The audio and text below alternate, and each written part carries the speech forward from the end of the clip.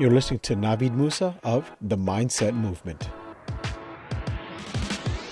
Good day, good people. My name is Navid Moosa. I'm your host today and always for the Mindset Movement.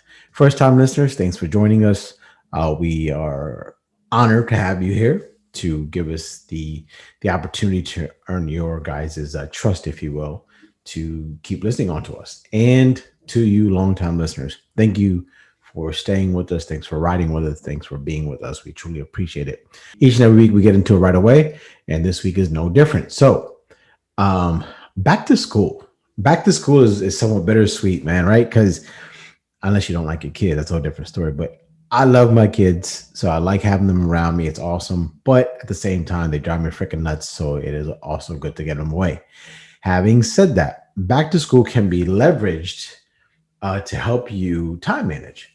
So, which I think, in my opinion, just judging from the discussions, time management is probably the top three, if not the top two, uh, struggles of a business owner, whether it be virtual or in a building. Time management is key, and it's a big struggle at the same time. So, um, and why is that? I mean, think about it. When we have a regular job, right? When you go for somebody else, you know to show up at what time and clock out at this time and take lunch and a break, and you have meetings. Everyone is kind of scheduling stuff for you. So it does make life a little bit easier because you already have your day planned out for the most part. For when you're self-employed, you are the planner and you're the meeting organizer, you're the meeting attender, you're the meeting leader, right? So you have to wear all the multiple hats. And so that right there becomes the difficult part. Like, how do you juggle so much at so many times without losing the time you have per day? Because we all have 24 hours in a day, right? Let's use the school, the schedule of your kids going to school, that is, as your template, right? And here's what I mean. Let's just say your child has to be on the bus at 8:30 in the morning, and then they get off the bus at 3:30 in the afternoon. Now, realistically, if the bus pulls up at 8:30, right, you have, I don't know what, maybe like an hour and a half of total time of getting them fed, getting them dressed, making sure they have everything they need, and they get out. And let's be realistic with this, okay? So I don't know your morning routine as it is now, but like mine, so I'll use mine I'll use what I do now as a template. I currently get up at 5:30 in the morning, get up, do my meditation, do my stretches, do my workout.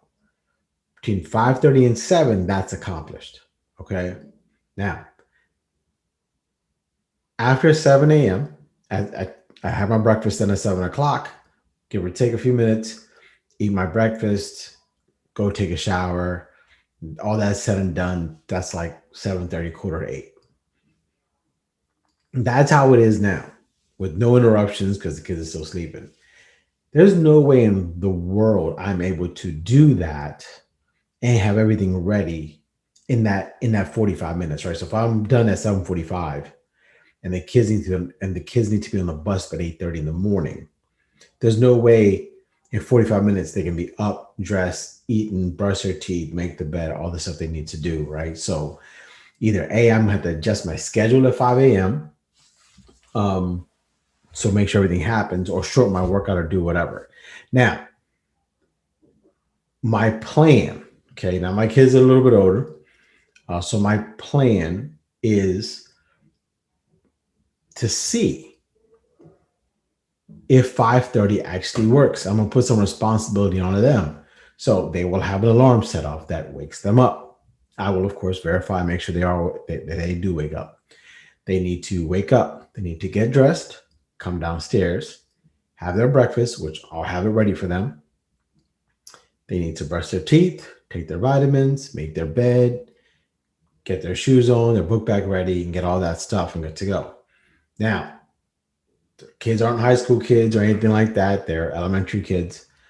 And so I will do my best to make sure that they're out of the door in a timely fashion.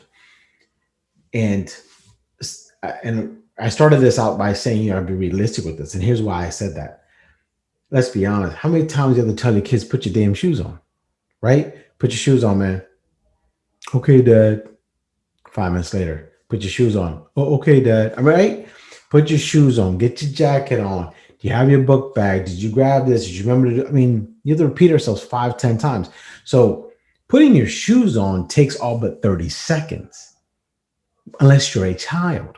That task just became 30 minutes, right? So if you want to sleep in, go ahead and sleep in. But just understand when you're sleeping in on school days, you're creating a stressful morning just for yourself. Let's be honest. I'm not saying it's fair, but it's the truth.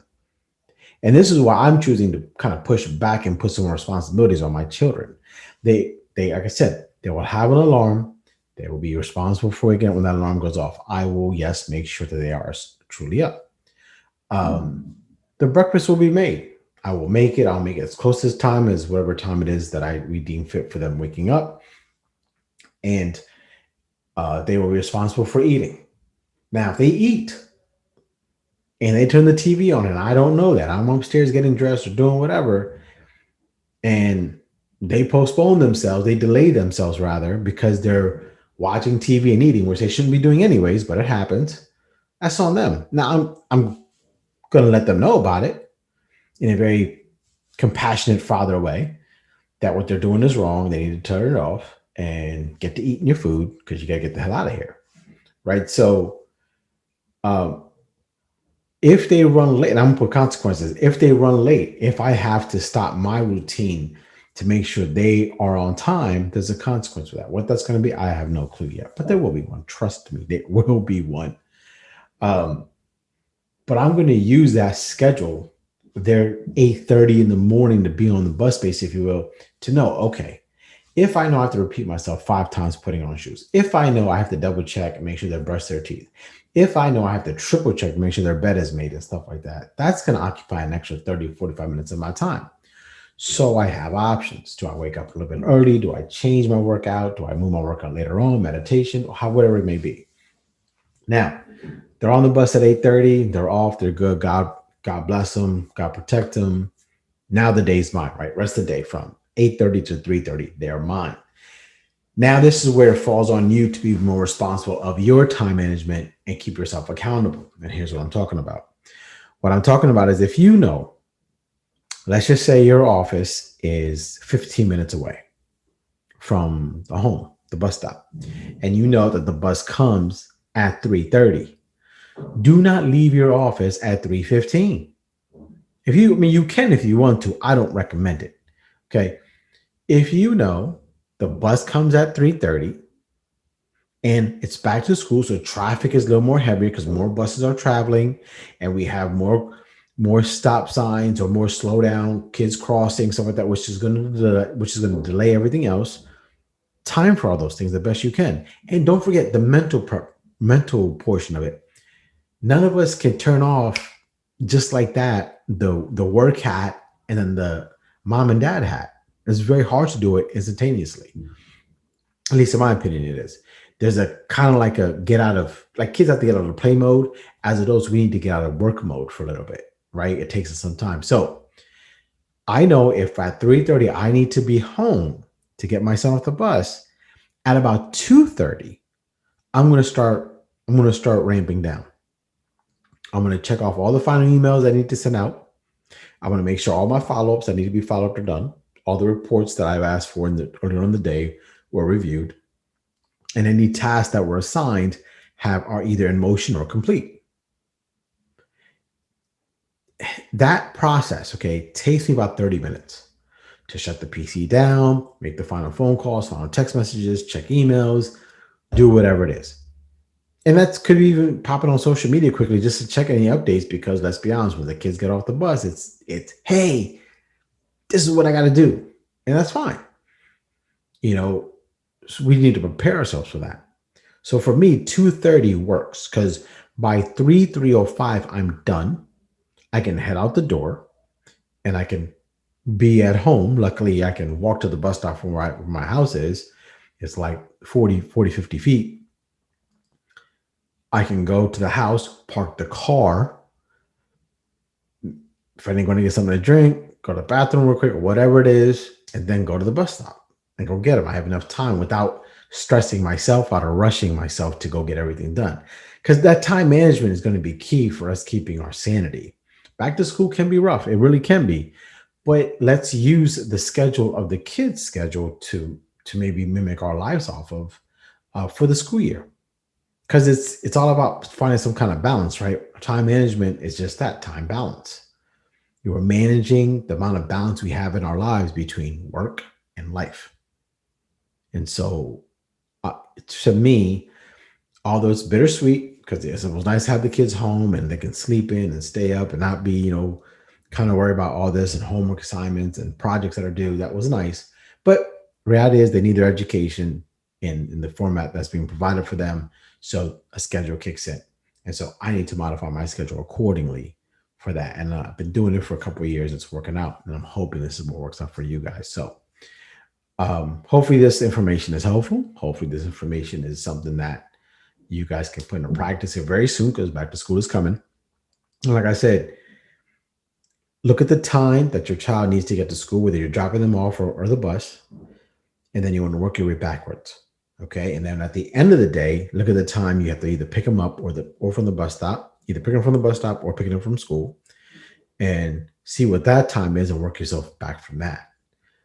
In actuality, to me, about a 3 hour, it sounds ridiculous, about a 3 hour lead time in the morning is good if you have two kids, to make sure you have time for yourself, that you're not rushing yourself, and that they're properly getting ready. They're not stressed and you're not yelling at them and they're not all flustered when they're going to school, so they can have a clear, clean mind when they get to school. And I would say about an hour to hour and 15 minutes prior to the pickup time or drop or a pickup time or bus time, pickup time, how you want to phrase that, is a good when you're ending the day. So 3 hours to begin the day of a lead time and an hour to hour 15 minutes of a lead time when you're ending the day with them. And I know that gives you a short window in there. Just gotta be productive with it and don't BS on that day. So, anyways, hope this information is helpful. Hope you guys find it useful. And if you do, let us know about it, like it, share it, spread the word. If you don't, let us know why you don't like it and give us another shot next week. So each and every week I end the call the same way, which is just do right by the client. If you do right by the client, everything else will fall in place. Do right by the client, do good by them, take care of them, and everything else will fall into place. Be good out there, take care of yourselves, be safe, do what you need to do just to be good to people, be kind, respect them, respect yourselves too. So see ya.